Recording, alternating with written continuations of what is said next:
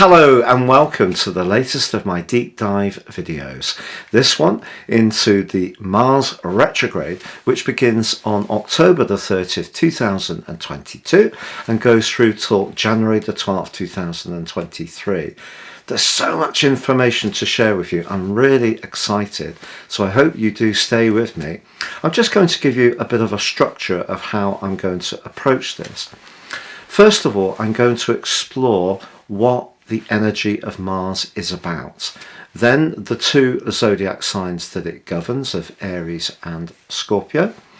I'm then going to explain to you what Mars in Gemini means, where it's currently located, and what that retrograde is likely to involve.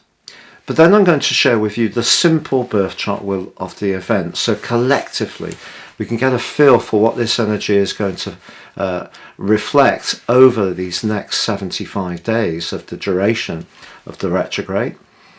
Mars retrograde happens every 2 years, last time in Aries. That's interesting too. I also want to share with you the actual event chart based on Universal Central Time.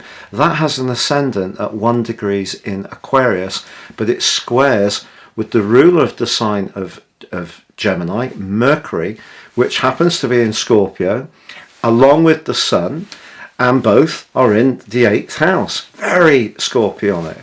So I feel we really need to understand the archetypes of Mars's influence over Aries and Scorpio, then Gemini, and then what are the angles forged with other planets. There's two incredibly important ones as this event begins. In fact, they've been ongoing for some while, since the start of October. The dreamy, drifty and nebulous energies of Neptune have been slowing down Mars in a right angle. But also, and this is not generally being discussed by many people, Pluto, the planet of power, transformation, of the underworld, of truths that eventually get revealed, that's been in a tense 150 degree angle and in conjunct or quincunx with Mars since the 13th of October. Also, despite the fact that the retrograde ends on the 12th of January, it stays in its shadow period through till the 15th of March, and it's also going to be repeating these tricky aspects with Neptune and Pluto in March too, before making way on March the 25th, after 8 long months, very unusually long extended period, going through the sign of Gemini to arrive in the sign of Cancer, where it's actually in fall. So got loads of information to share with you, so please stay with me. If you would like to ascend above Zodiac Astrology and discover what year 2023 holds for you personally, please share with me 3 pieces of your birth data of time, date and place, and I can give you your year 23 forecast based on that precise information, totally unique to you. But also in my special package, you'll get the rest of this year free if you order now, and my roadmap, your character analysis, which can guide you for the rest of your life, helping you to understand some of the awkward, repetitive things that have happened in your life, but also where you can seize opportunities with greater conviction. And there's 30% off. Please see the link beneath this video. Finally, if you're new to my channel, I'd be honoured if you would subscribe. Please click or tap on the bell notification symbol. If you're an ongoing viewer, thank you so much for all your support and often very kind comments. Now, I'm also going to share an overview of each of the 12 zodiac signs at the end of the video. I will provide the timestamps for this, Aries through to Pisces, which you can watch in terms of your sun or your ascendant. The choice is yours. So first of all, let's look at the rulership of Mars. Mars governs the sign of Aries, which in the Western tropical zodiac is the first zodiac sign, and it's triggered, the sign of Aries, by the spring equinox each year.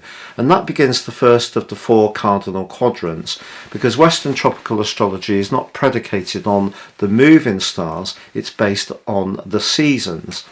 So when we have that spring equinox, the Sun returns to the sign of Aries, and its rulership of Mars is particularly vivid in the first 2.5 degrees of the sign of Aries, because in toward astrology, in the 12th harmonic, those are particularly Aryan, those first 2.5 degrees. And of course, the first 10 degrees, the first decan, is also governed by Mars.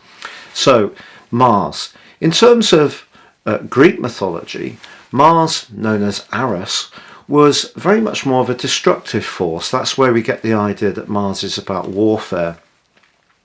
Whereas in terms of Roman mythology, Mars was much more really about protection, defence, agriculture, where we could take the initiative, start things fresh. The energy, verve and drive of Mars is stunning through the sign of Aries. It gives us the ability to not analyse things too much, listen to our instincts and take pretty quick decisions. And that can be a thrilling process. You know, we've all had things come up in our lives where we've made a bit of a snap decision that has paid off really well. There may have been other times when we've thought about things much more carefully and the momentum gets lost. So Mars, in its rulership of the sign of Scorpio, is a little bit different, because here Scorpio, the 8th zodiac sign, as the Sun's making its way through its ecliptic, this is very much more to do with transformation. So Mars here is about connections, desires to come up against some challenges. Can be about sex, of course, and it can be about the reproductive organs. It's definitely very masculine in that regard. But what I feel that the Scorpio energy is about is it likes to encounter some kind of resistance in order to go through a process to prove itself. Whereas the sign of Aries is very much about that initial get-go. It's about instant gratification, snap decisions. It can be about anger, but it can also be about enthusiasm, passion, desire to get things off the ground. Whereas Mars Scorpio, the desire can be much more of a carnal nature, much more to do with our deeper needs to connect. And of course that can be to do with long-term finances, can be to do with very close associations, business ventures, where we're more entrepreneurial, and the desire to evolve is a very different type of energy that Mars represents there. So what about the sign of Gemini? Well, Gemini energy, which began on August the 20th, is bright and breezy. It's mutable, so therefore it's flexible. And of course the glyph for the sign of Gemini is the twins. So often Gemini people have an amazing dexterity, an ability to flex in a moment and be brilliant and astute communicators. And of course Mars can bring passion to the whole communicational process. A lot of people who are writers or journalists have Mars in Gemini, because there's a desire to use the third house, the third sign of the zodiac, very much with the expression of everyday ideas. But also it can be to do with transport, quick journeys, and also because Mars can be about agriculture, we could think that anything to do with distribution could therefore be influenced quite strongly by this Mars retrograde. Now obviously Mars's downside is it can be very frustrated easily if we don't get our needs met as quickly as we would like. It can be where we get overwhelmed and perhaps annoyance can rise to the surface. So communications are really a big thing with this particular retrograde, and distribution is a big thing. The exchange of ideas, anything to do with technology, again governed by the sign of Gemini. But if we think that when the pre-retrograde shadow period began, it was actually at the start of September, and on the 3rd to be precise. And since the start of October, Mars has been compromised quite badly by the draining, drifting energy of Neptune. So If you've been finding that your drive, your physical vitality has been lower, it wouldn't be a surprise. It's not just going to correlate with this event now. And that's why we have to look at the big picture in order to drill down to the small details to understand what this really means. So if you have been feeling that some of your desire to express yourself or your physical energy has been that much lower, suboptimum, all through October and some of September, it really wouldn't be a surprise. And then from the 13th of October, Mars started to forge a quincunx with Pluto. Now, a quincunx is 150 degrees, and essentially what it means is there's a lack of integration between the two energies. So Pluto in the sign of Capricorn is the need for us all to understand that some of the structures and traditional institutions that have represented us, big government or big business for many years, they need to go through a process of transformation. But what's happened since Pluto's been in Capricorn over the since 2008, is we've seen a massive emphasis on the bottom line, profit. But what's being revealed more and more is the truth behind some of the ways this profit has been achieved. Because eventually, whether we choose it or not, Pluto will reveal. So you've got the 10th house, very structured energy of Capricorn, which is hosting the planet of change. Pluto is not aligning in a very collaborative way with the passion to express our ideas in the 3rd house. So it could be that a lot of people have been showing their displeasure at the way big government, big business, big energy giants perhaps, big corporations have been running their affairs, but people have been much more outspoken.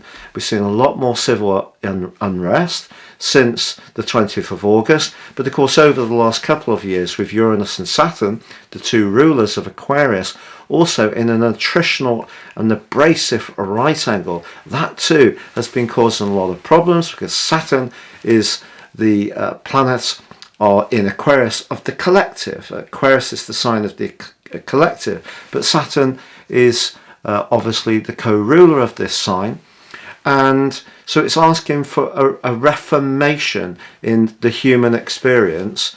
But because Uranus is in the 2nd house of money, Taurus, then it's very much about whether people feel there's an essential and innate fairness, a fair exchange. So that's why we've been getting a lot of outspoken comment and actions and protests that have been manifestly increasing.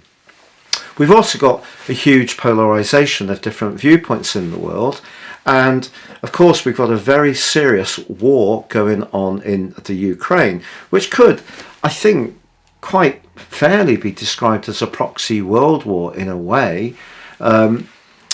Obviously, it was instigated by the Russian side to begin with. Whatever the rights and wrongs, they did enter a sovereign nation, but collectively there's a lot of nations supporting the Ukrainians, but there's also some, much fewer, but some nations supporting the efforts of Russia, notably Iran.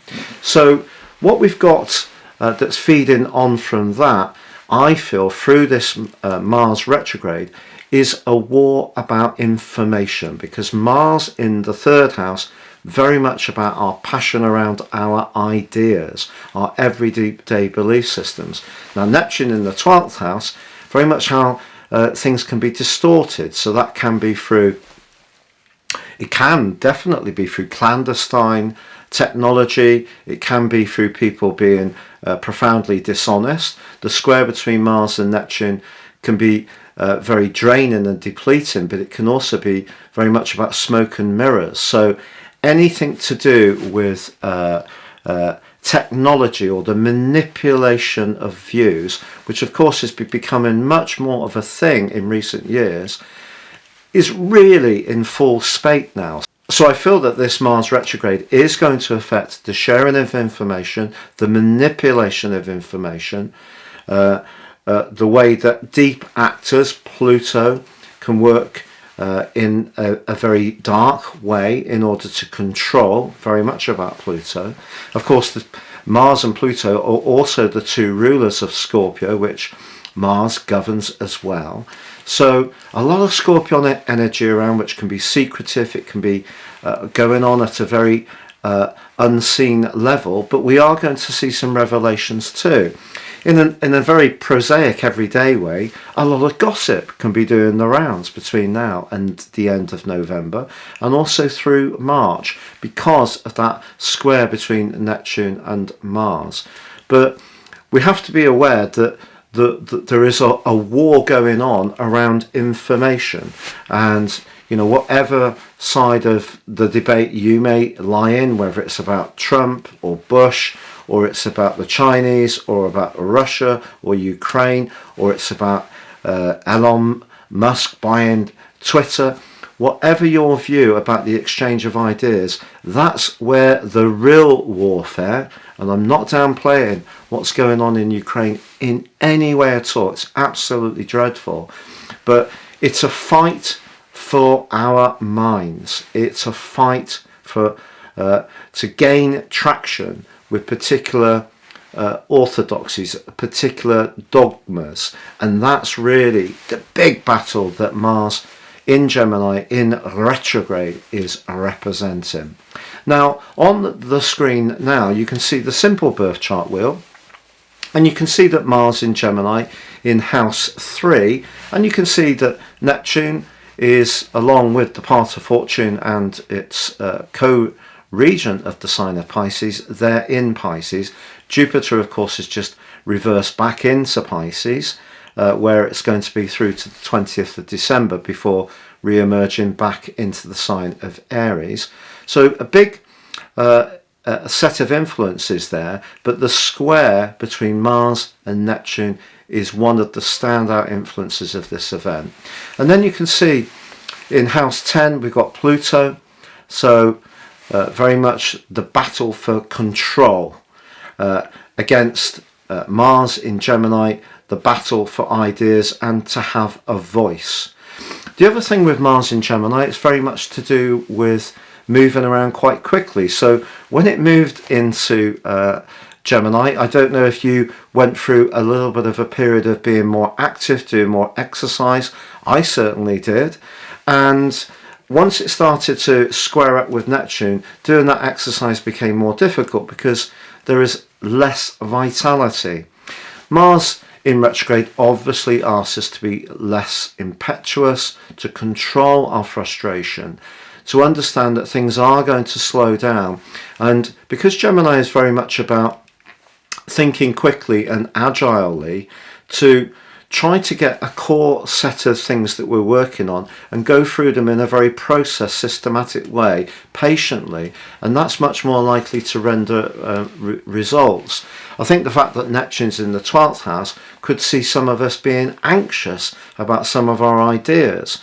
It could be that if you live in a community that you don't really enjoy, the environment around you could be particularly draining, whether it's too busy, too quiet, whether you've got relatives, which again is the third house, siblings, who are not particularly supportive. Those relationships could go through a difficult time through to the 15th of March when the shadow period of the retrograde comes to a close. So I feel it's important to have belief in our ideas, but if we are trying to get anything off the ground, the best way it's going to succeed is through patience.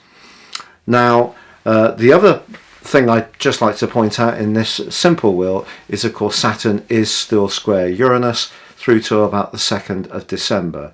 So in this simple chart, Saturn in the 11th house of the collective, us all, and Uranus along with the North Node in the sign of Taurus, the 2nd house, money. So we're all feeling a squeeze through the cost of living increase, and because Mars can of course be a warlike influence, and because there has been a pushback by the Ukrainians on Sevastopol, and they've used some marine drones to attack some ships there. The Russians are saying that they're withdrawing from the grain distribution agreement, which is going to increase the stretch on food distribution. We will be particularly conscious of the price in shops if bread products go up and other products made from wheat. But of course there are some people in the world who are absolutely desperate for that grain just for their basic survival. Now on the screen now you'll see the event chart. I've based this on Universal Central Time.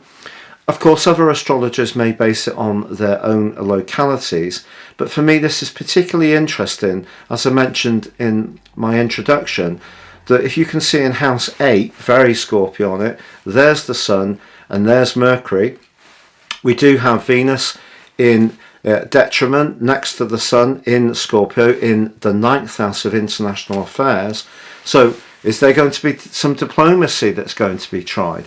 But with Mercury in that square with the ascendant, it seems to me that even if we try a more humanitarian approach through various things that we're confronted with, you know, whether it's being more community minded to provide support for those who are really struggling to heat their homes, of which there are many.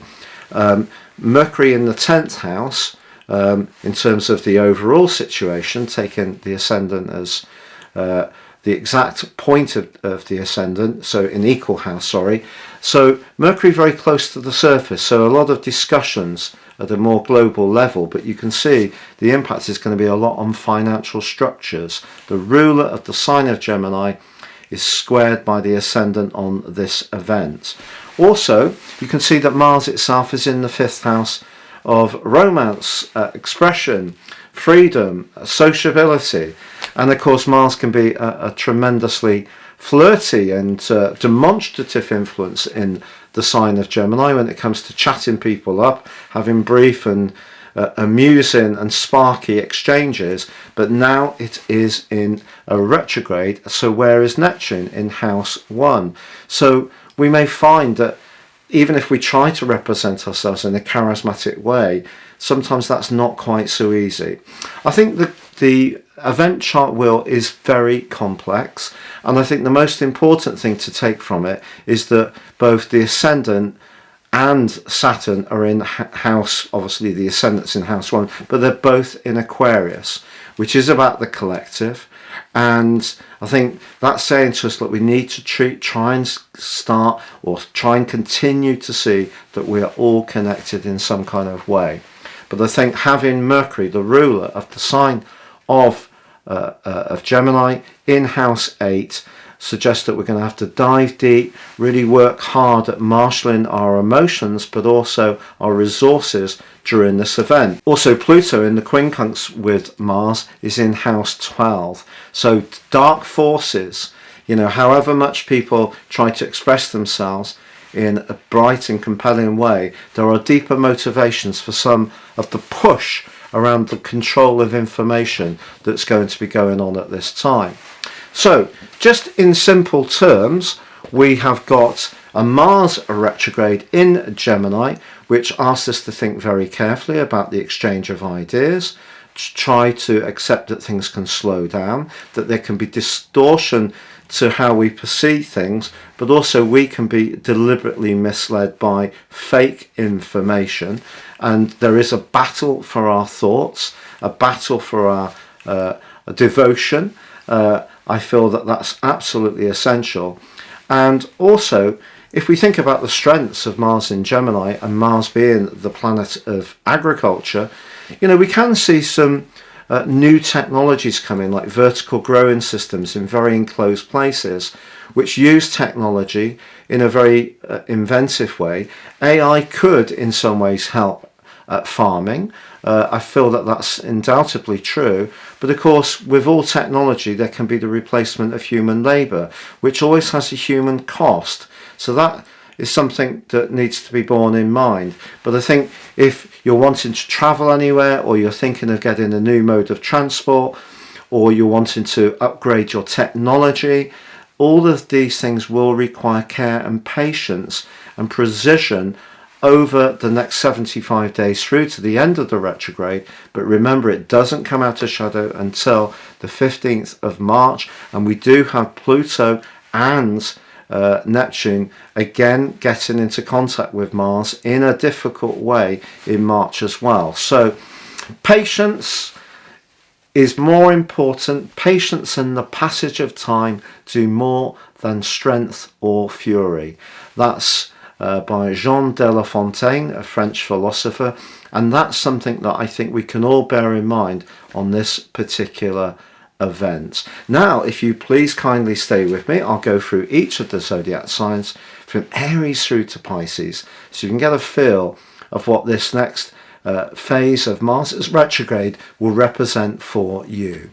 So Aries, your Mars retrograde forecast sees you needn't think very much about documentation, text messages, emails, your interaction with people immediately around you, like your neighbours that you encounter perhaps quite frequently.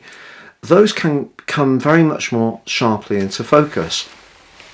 Now, because you've had Neptune in your 12th house since 2012, its presence in this right angle with Mars's retrograde is not new. You know, since 2012 there have been times when you haven't felt quite as energized and full of verve as you would always like.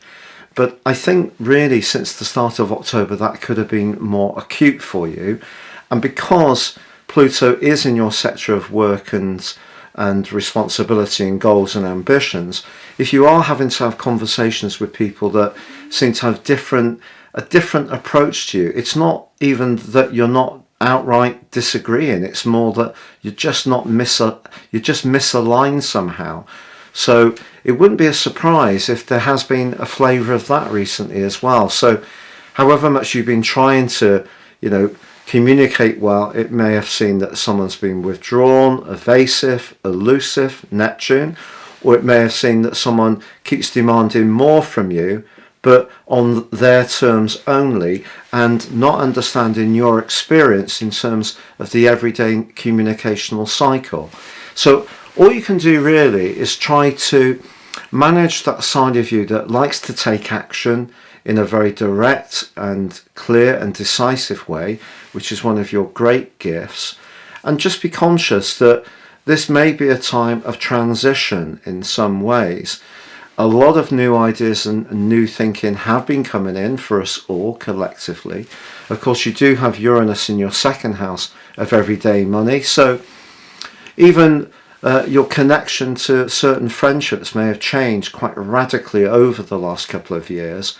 So I just feel if you don't get a text message back from someone and it seems disappointing, or the lines of communication aren't incredibly clear professionally, it's not necessarily a conspiracy against you personally, it's just the energy collectively we're all dealing with.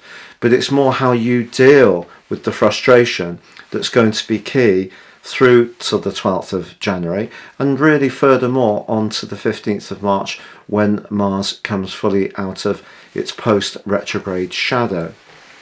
So it's about digging down really and seeing the politics, and then you'll be much less affected if things don't move as quickly as you would like. But if you're working with things that are progressing well, the way to keep making progress is by small steps, and get some leverage forwards, take stock, get your base again, and then go again. If you try to do big dramatic moves at this time, that may be more challenging for you. So Taurus, having Mars retrograde in the sign of Gemini for you, has, in an ironic way, a bit of a flavour of your sign, and that's because it's the second house. So the second house represents the foundations we have in life, but also our everyday money. So Mars being in Gemini for this extended period has probably given you a lot of motivation to improve your lot, despite the collective headwinds we're all on the end of in terms of the cost of living. But maybe Mars, because of its need to express our individuality, it's about the manifestation of the ego. Maybe Mars has been pushing you to find new ways to introduce income into your situation. Perhaps Mars hasn't been working so much on your financial plane and more on the spiritual plane of your sense of self-worth. And perhaps you're more desirous of people recognizing what you represent and how hard you've worked and the impact and input and contribution you make. Of course, Saturn's in your 10th house, which is to do with worldly responsibility. So that's about work, which maybe has been an area over the last couple of years which there have been big changes around. Perhaps you've taken on more responsibility or become more fed up with the demands of some kind of leadership role that you've had. And Uranus in your own sign has been pushing you to be more of a free spirit, but that's created in itself a tension because you're very well aware that maintaining the stability of your finances is something that gives you a peace of mind. So I think that there could be some frustrations over money. Collectively, we're all experiencing this, of course, but the best way to think with Mars's help in Gemini is to keep thinking about, are there different ways? And that's where the mutability of Gemini, which is very changeable, can actually blend well with your innate sticking power. You know, you're a fixed sign. You show a tremendous patience and application to get those tangible rewards. So if something doesn't quite work out over the next few months, I think you will be conjuring up, because Mercury very much, the ruler of the sign of Gemini, very much the magician, you will be conjuring up some new passions and ways that you can improve things. Talking of passion, with having your ruler Venus in your opposite sign of Scorpio, very close to the Sun, Mercury there as well. If you can work collectively with people, that can be very good for your financial affairs. But also maybe another thing that Mars retrograde is asking you to think more deeply about is, are you getting your sexual needs satisfied in quite the way you want? Is the sensuality, the touch, the lovely food and wine, the comfort that's so part of your nature, or all those parts of your existence being fully fulfilled at this time?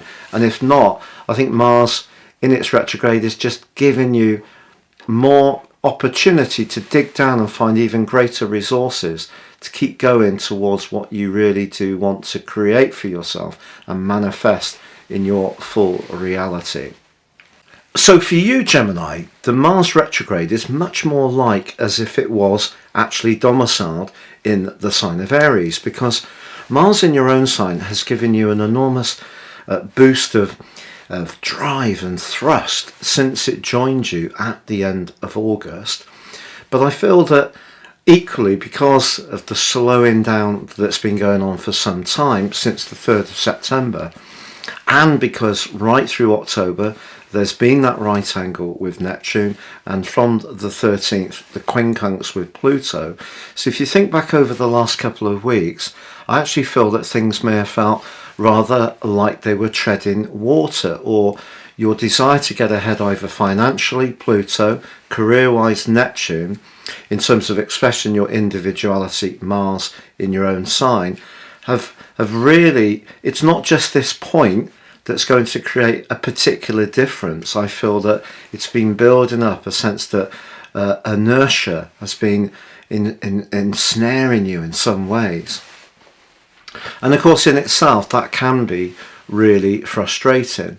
But the great thing to take from this event itself is that Mercury, your ruler, for you is in your 6th house, which is about the details, about the processes, about trying to go through things in a very structured way. And that comes more through the energy of Virgo, which Mercury also governs. So you can actually start to gain the initiative again by going through things bit by bit and just making sure the things you can immediately influence gives you those marginal gains. And you know, if we change 10 things and we get 1 or 2% difference across all of them, that comes up to about 15% to a 20% alteration in our situation. So you can push back, you know. And the other thing that Mars retrograde may be asking you to do is to rethink some of your approaches. Mars is about how we manifest our ego, and it is about the body, and of course your sign is mutable, and so is the location of Neptune in Pisces.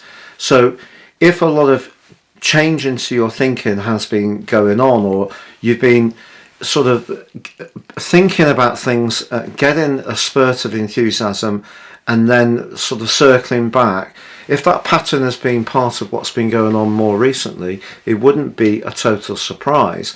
So the best thing you can do now is to narrow things down to what's really important to you, and just try to use your energy on those areas.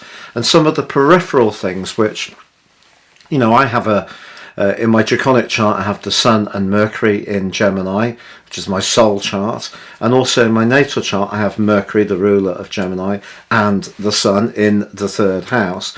So I'm a very Gemini person myself, and of course Uranus has been in your 12th house, impacting on your nervous system the last couple of years, and Saturn in the sector of amplification is about restriction. So I feel that it hasn't necessarily been that easy around your physical vitality for some while. So the best thing to do is to just narrow things down the best you can, and just take a breath and know, you know, that if anyone can summons up the spark of brilliance to move things forwards, it will be you. But it just may need to just really become a little bit more process-led. Mercury can help you. Just go through the stages methodically, systematically, efficiently, but just keep your interest narrow, and also that way you're going to be absorbing less energy that's getting dispersed in a way that isn't necessarily good for us. You know, particularly Gemini people have a love of information, a love of sharing information. But if, you know, being online a lot or being on your phone a lot is using a lot of physical vitality and distracting you, it could be distracting your core energy from what it really should be focusing on. And if you know that Jupiter in your 10th house of success is actually forging an amazing link with Pluto through this retrograde, that in itself, or part of this retrograde, but certainly the event chart that begins the process, that does give you a chance to improve your financial lot, but by keeping it simple and just being very thorough on the things that really, really spark you. I think that's the way to go forward for you. So Cancer, Mars going retrograde in your 12th house is really quite complex, because Mars being in your 12th house since the end of August has likely been stirring up a lot of sediment from past situations, past involvements, past disappointments, past angers, because Mars obviously can be about anger, perhaps even past romantic relationships in terms of Mars's rulership of Scorpio. And so that process, I feel, that is just going to go a little deeper.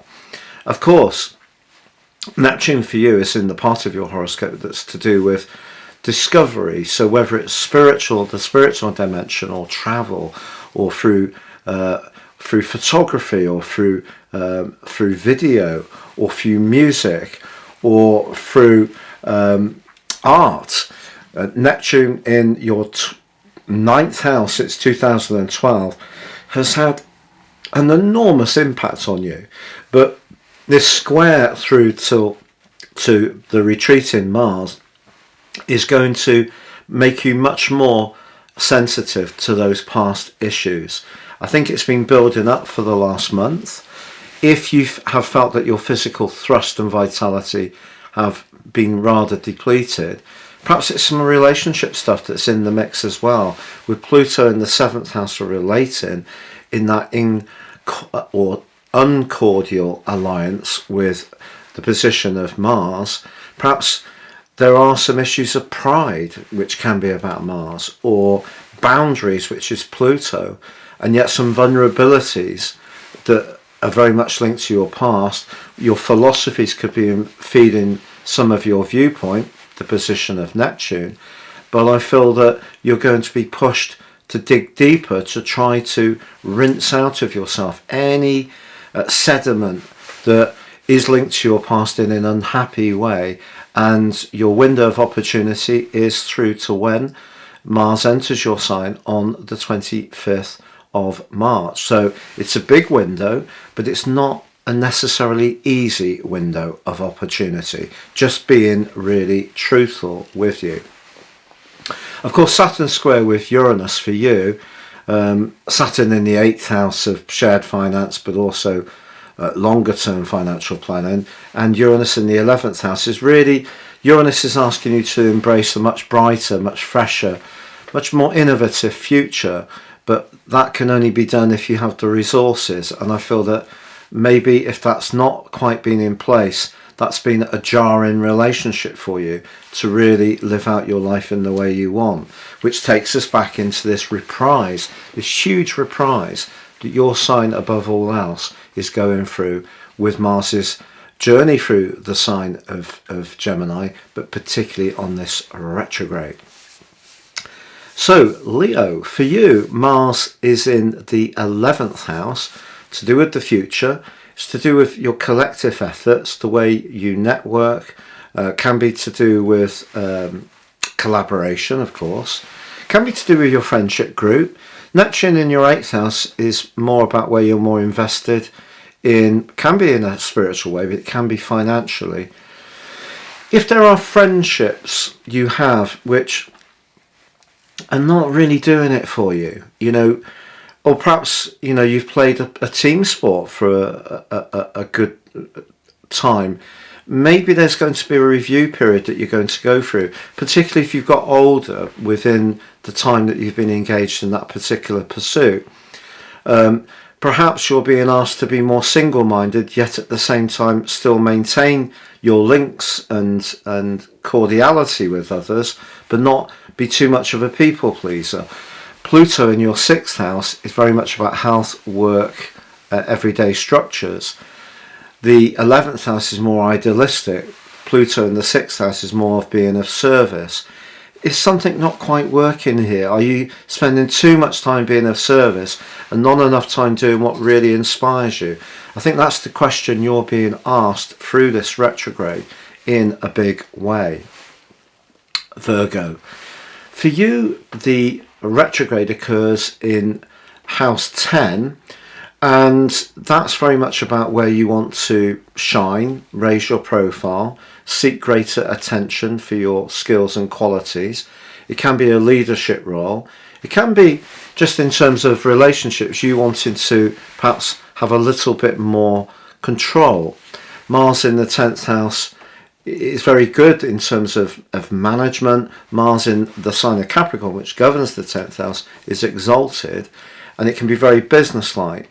But because there's a square with Neptune in the 7th house of relating, perhaps there's something that's not quite in harmony around your desire to lead or to gain greater recognition, that's not quite working with the reality of a relationship matter. Perhaps someone close to you feels that you're too caught up with trying to gain greater attention, basically, and they feel that you should be more caught up in being attentive to their needs. So if you are trying to do something different with your career, and of course many people will be at the present time because of the cost of living crunch, someone close to you actually may be quite draining because they're not quite realising the importance that you have to do this. But also the other thing that you may be trying to do is bring the energy of Pluto into the mix and be creative whilst also increasing the recognition you have or expressing talents in a wider way. And also Mars in the 10th house is asking you to play by the rules to make it to the boardroom, and if you're a natural rebel, that's not going to work so well for you. So just be aware of that perhaps if you do want to be successful in a more corporate environment, you're going to have to play the game to some degree around diplomacy. And Neptune can help you, but it could also mean that some things you're told by a line manager or a potential employer turn out actually not to be very honest. And that's the problem with Neptune square Mars. It can be inherently dishonest. And because Pluto in your fifth house is giving you so much desire to express your talent, and Mars sees you want greater attention, they're very compelling thrusts. But I think the part of your situation you should be really mindful of is the messages you're getting through Neptune. Jupiter's back in your sector of relating, and it is forging a very positive link with Pluto on this event. So it's about deciphering who are the relationships that are meaningful and genuine, and who may be actually trying to extract something from you that's actually for the benefit of the other person. So Libra, your Mars retrograde occurs in House 9. House 9 can be to do with legal matters, it can be to do with distribution, travel, it can be to do with our desire to be more adventurous. Because Neptune's in House 6, to do with everyday health and where we're sacrificing, I feel since the start of October it's been very difficult to get the balance between, which is essential to Librans, my Libran ascendant, 23 degrees, very, very difficult to get that balance between where we need to be dutiful and look out for the needs of others, and also get the time and space to do what we need to do to feed our sense of adventure and to have spontaneity. So that's been an ongoing dilemma. Also because Pluto's in House 4, home, emotion, against House 9, but that's completely incompatible. The fourth house is about where we're aware of the politics of where we live, how we live there, and our family life. House 9 is much more where we want to be a free spirit. So, you can really see the quincunx at work in your situation. So how do you deal with this? Well, obviously, if your life isn't opening up as quickly as you would like, and you would like to escape from something that's not working, the chances are your route to the exit point is going to take a bit longer than you hope. Also, if you're someone who wants to tell people about things, so you have ideas or philosophies ruled by the ninth house, this could actually be a really great time to visit something that you've been working with in the past and to recast it in a new way with all the experiences that you've got. Remember, retrogrades aren't all negative. We can have the more challenging manifestation of them, and we can have the parts of it which gives us an opportunity. So, for example, if you want to write that book or that self-help PDF, or you want to set up your own YouTube channel, or you want to travel in a way which is more spontaneous for you. It doesn't mean to say that you won't be able to do that at this time, but I think being mindful of your physical vitality, the sixth house and Neptune, and your home needs is just part of what you're going to need to do. So if you can submit to it, you can still grow and expand. But if you just spend a lot of time feeling very frustrated that you can't get to the maximum point that would really make you happy, you're just going to end up in a welter of disappointment. So this is true for me as well, to be honest. So there can be progress. It just needs to be mindful of how much vitality you have and the constraints you have of your work or other responsibilities and obligations, and the politics about your home life. Well, that is likely to be ongoing until next year in March, on the 23rd, Pluto moves into your fifth house for that brief sojourn, but it's going to be the 21st of January 24 that the big change comes. I can't wait for it. I'm sure that you feel exactly the same. Scorpio, now of course on this event you have a glorious conjunction between the Sun and Venus. I think some traditional astrologers would say that Venus being in your sign is not such a great thing. Now it's no longer combust your Sun, which of course occurred on the event of the transition from the Sun and Venus moving from when Venus was in its dignity in Libra, and then moving into your sign. Then of course we've had the partial solar eclipse, which also was in a quincunx with Jupiter. So but I actually still feel that Venus being pretty close to your sun gives you a lot of gorge, and Mars being in your 8th house gives you a lot of lust, potentially. Now that lust could be to improve your financial situation, or it could be for a kind of dynamic, intense, magnetic, exciting, secretive relationship that could get every Scorpio's blood up. But what's not to like? Well, it's that your two rulers aren't on good terms. Pluto's in the 3rd house of your ideas, and Mars is in the 8th house of kind of very deep needs. So there's an urgency. So Mars going retrograde, just at a time that it's in your 8th house, means that there could be kind of miscommunication, or you're yearning for something with someone who you've met doesn't quite seem to mesh with theirs. So the potential for misunderstandings is quite strong. Also, of course, Neptune's in your 5th house of romance, so your more idealized view of how it should be can be challenged by perhaps, to be honest, just that more impulsive desire to, Mars is about I want it now. It doesn't want it tomorrow. It wants it, in fact, yesterday. So relationships, I think, are going to need care of all kinds, whether it's professional, business and entrepreneurial type involvements, or more romantic ones. But with Venus so close to your sun and Mercury there just giving you some support, giving you a nudge to dive deep and get beneath the surface, to get the information to guide you, that will be very, very helpful. But yeah, I feel that when it comes to your desires, financial or romantic, things can slow down now. So just prepare yourself for that, and then you can work with the energy you do have to the best effect. Sagittarius. Now, Mars is in your 7th house of relating. Mars in the 7th house of anyone's natal chart can make that person quite fiery when it comes to asserting their rights. And that's not a bad thing. Having good boundaries is very important in all successful relationships.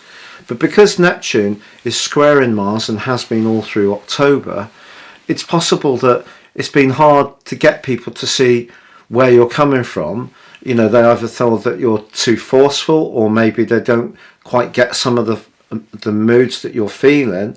Then again, Pluto in the 2nd house can see you really wanting a lot of validation about your self-worth, but also money in a relationship. So I think in a financial context, the danger now, through certainly to the point that we get to the end of November, is that you are realistic about what's on offer in all sorts of relationships, be it professional or personal.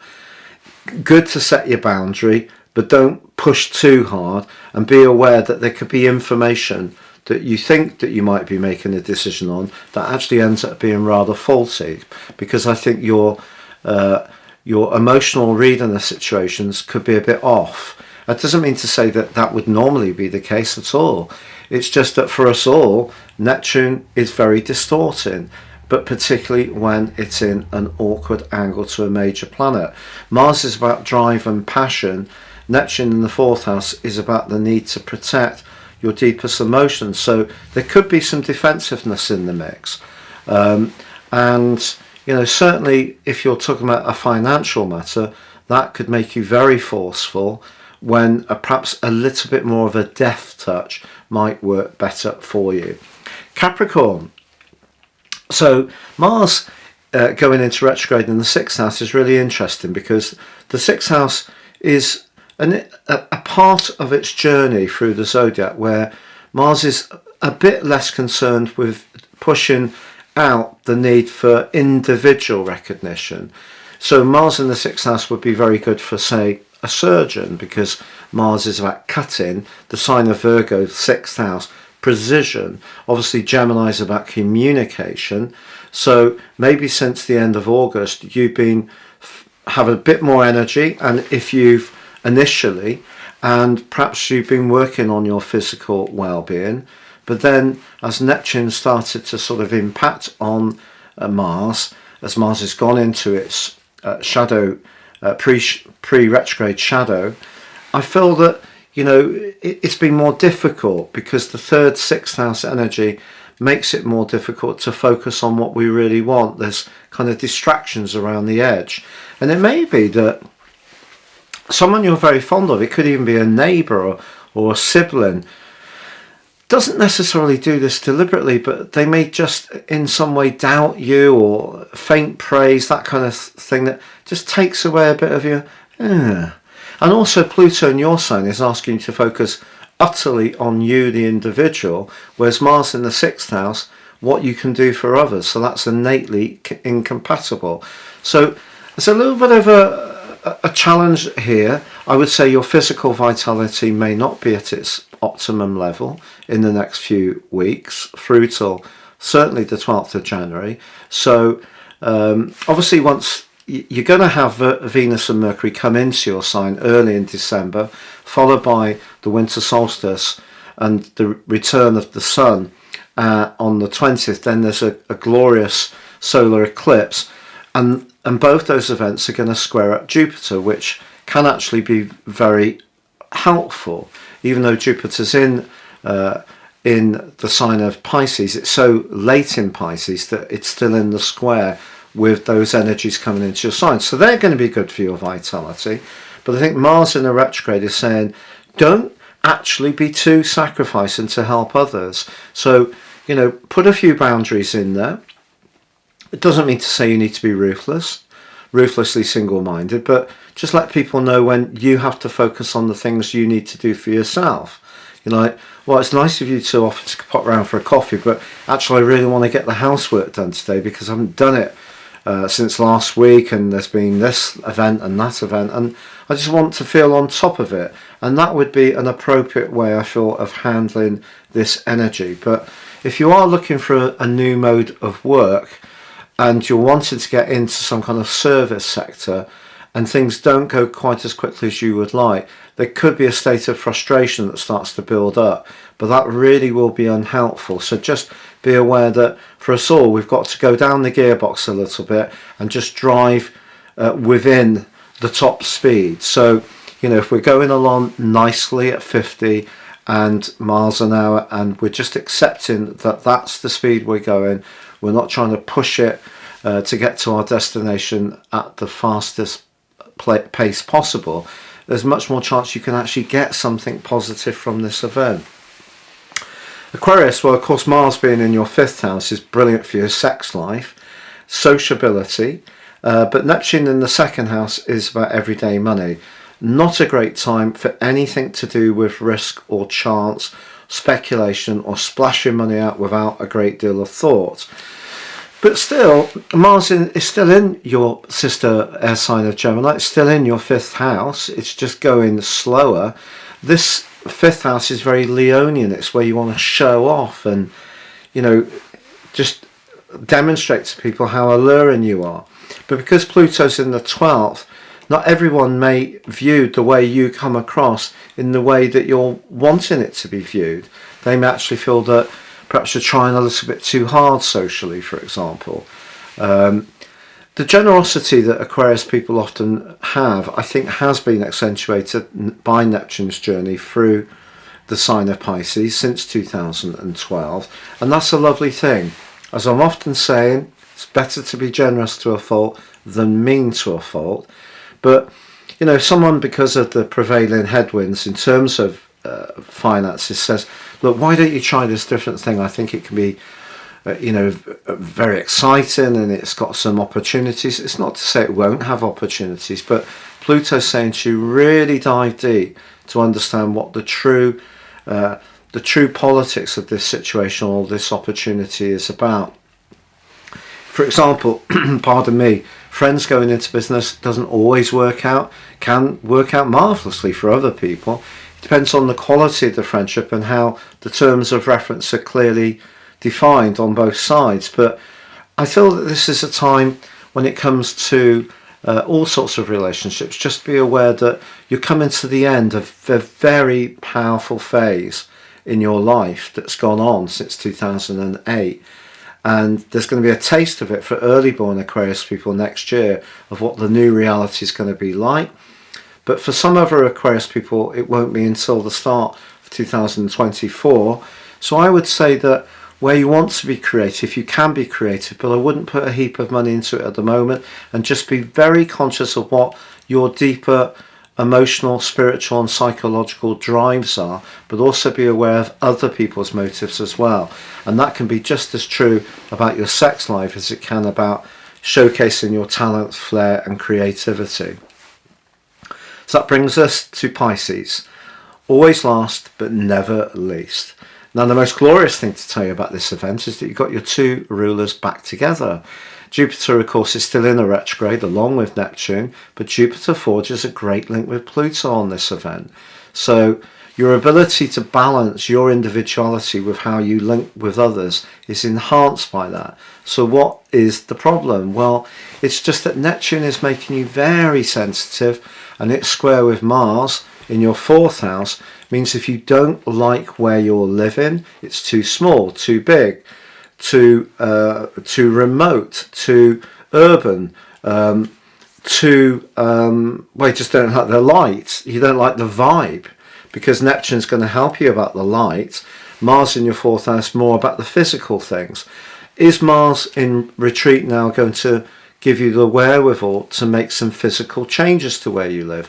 I think that's possible, but they may not go quite as quickly as you would like, which could be enormously frustrating. But again, like I've said to others, the more we can accept the pace, the less it gets us down. And in actual fact, Pluto suggests that your long-term planning at the moment can actually be very good. It's just that your friendships and your emotional relationships are not quite as integrated as you would like. Perhaps, you know, you're having success in terms of socializing and meeting new people. Whether these are people that you really want right at the heart of your world, that's the question that Mars and Pluto may be asking you. Is there someone that you like who's got quite a powerful charisma, but you maybe feel a bit nervous of opening up to them a bit more? That kind of stuff could be very possible at the moment. Some fish may even be thinking about moving altogether, or making some bigger changes in the home situation. Perhaps adding to your clan would be an exciting concept for some. But Mars in retrograde is just saying, look, expect things to be soggy, because obviously Gemini is an air sign. It's mutable and quick-witted, but the 4th house ain't. It's watery. Neptune's watery. And I just think that it could be some really sort of odd misunderstandings with family members, or you could find yourself at odds with your own needs, perhaps acting in a rather defensive or prickly way based on the information you think is right, when in actual fact you found out it isn't. So that's something you need to be very conscious of, that Mars in the 4th house can, you know, like Mars in Cancer is essentially in its full. It's not the greatest location, so the 4th house can be very tender. It needs to protect itself. Because it's Gemini, you need to make sure the information you're receiving, even that you're reading, is actually viewed in a bit of a detached way. And that's more difficult with the reactive energies of Mars in the 4th house, Neptune in your own sign, which is defining your individuality and making you very sensitive, and Pluto is kind of pushing you to make some decision about your long-term future that perhaps you're not quite ready to make. So if things slow down, just use it as an opportunity to try to understand if there are any frustrations or angers linked to your family or emotional life, and how you might work your way through those. A very caring or wise friend or associate could be a great help over the next few months in terms of giving you help and information.